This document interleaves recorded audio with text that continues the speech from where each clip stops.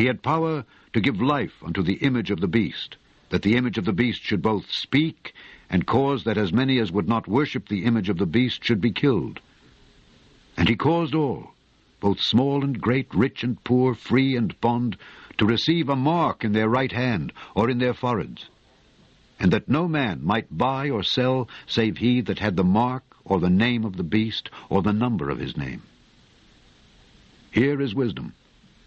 Let him that hath understanding count the number of the beast, for it is the number of a man, and his number is 666.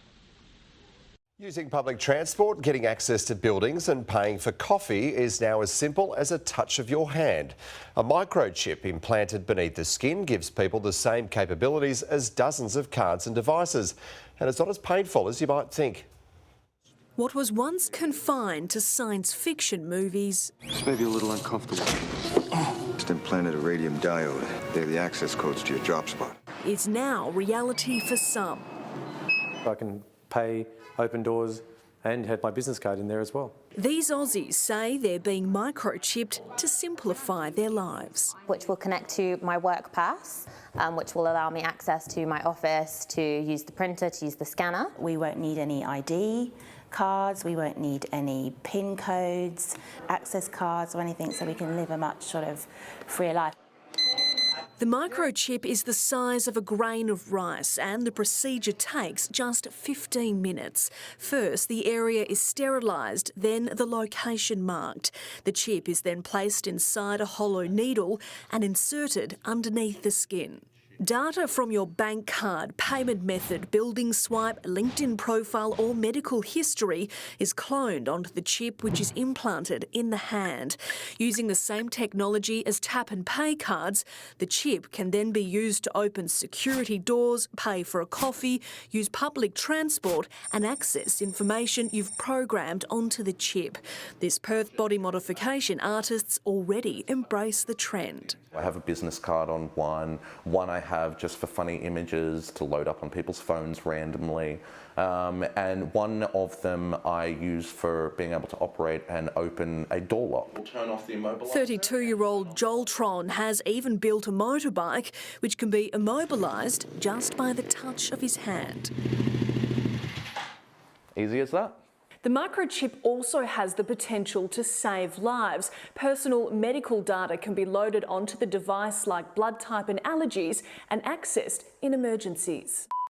For those concerned about privacy, the user can control what data is made available. Visa says it's possible for any device to become enabled for payments, but the chip would need to meet Visa's security standards and be issued by a bank. But our laws haven't kept up with the new technology. A man in Sydney recently copped a fine after implanting his transport chip in his hand. While microchipping may be a step too far for some big businesses are already trialling wearable payment technology.